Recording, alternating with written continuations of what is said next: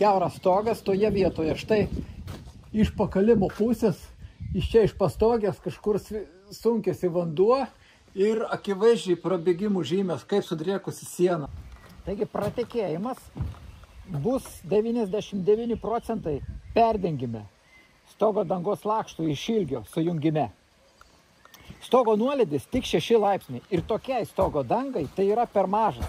Minimaliai čia turėtų būti kažkur apie 13 plius minus.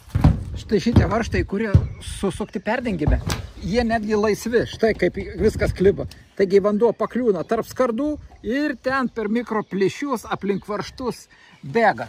Čia ir bus pagrindinė priežastis toje vietoje, kur yra dėmė ant sienos, kur pratekėjimas. Dabar štai varžtai toje vietoje, o vanduo pakyla netgi tiek. Matosi žymės, sakykime, čia apie 15 cm vanduo užkyla ant 6 laipsnių stogo. Kadangi metalas nuo temperatūrų kaitos susitraukia ir plečiasi, taip pat ir stogo danga, kadangi jinai metalinė. Per 10 metrų metalas traukiasi apie 12 mm. Taigi štai, toje vietoje, kur buvo sujungimai, kaip išmakaluotos skylės, jinai jau ne tik tai apvali, štai, bet jinai jau pailga tapo.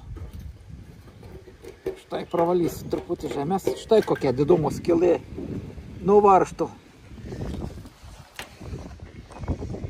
Ir atsukau apatinį lapą, taip pat atlaisvinau. Čia jau žiūrėjau, dabar po šito lapu. O po šito lapu situacija štai kokia. Štai kaip matosi, kur patekdavo drėgmė ir kaip papūvusi mediena. Čia pelėsis, čia pajodavusi visa, štai čia kokia pelėsių žymės, kaip užaugęs. Vanduo dakyla aukštyn apie 15 cm. Čia užleidimas apie 30 cm. Ir jeigu meistrai nebūtų susukę varžtų į tas vietas, pratekėjimų kaip ir nebūtų buvę. Štai varžtus sujungimuose reikia sukti ne į apačią, o į viršutinę bangos dalį. Yra tokių vietų, kur varžtas nepataikytas į grebėstą, jis persuktas tik per skardą ir nėra galimybių jo priversti. Štai kaip prasisuka varžtas. Nėra ko prisukti. Ir per tokį laisvą varžtą bėga taip pat toje vietoje buvo užvirtas medis. Štai matosi kaip sulankstyta stogo danga. Štai ir čia taip pat kaip sulankstyta šitas vėjaskardis reikėtų pakeisti, stogo dangą patiesinti arba pakeisti naują lakštą ir taip pat statyti sandarumą toje vietoje. Atsukau kraigo vėjaskardę pasižiūrėti kokią situaciją. Stogo danga matosi kai montavo pjautą su bulgarke, su kampiniu šlifuokliu tai yra, nes matosi kaip išdegė kraštai. Bet čia esmė ne tame dabar. Esmė tame, kad stogo dangos kraštai neužlenkti į viršų. Taigi, kai lyja stipriai su vėju, vandenį pamuša po vėjaskardę ir šlampa lentos. Štai tose vietose matosi, kiek prinešta visokių medžių šiukšlių, medžių lapų. Atsukau stogo dangos kraštą, pasižiūrėti, kur išeina oras iš po stogo dangos. Čia išėjimų nėra, galbūt jis ir galėtų išeiti per tą vietą, bet čia sunešta lapų, užsiblokuoja, kamino jungtis padaryta visiškai atvirkščiai. Skarda sumontuota prieš srovę, dabar vanduo, kuris bėga nuo kraigo, lenda po skardomis ir ten jau jis sunkėsi į patalpas toje vietoje. Dabar dėl tos jungties prieglauda su siena, štai lankstenys kaip padarytas, jis išlenktas 90 laipsnių kampu, o turėtų būti štai taip į viršų 45, kadangi vanduo bėga per sieną, kai būna didelis lietus ir su vėju. Vėjas priplaka lietų prie sienos ir per čia eina didelis srautai, taigi vanduo sunkėsi ne į tą pusę, o skverbėsi.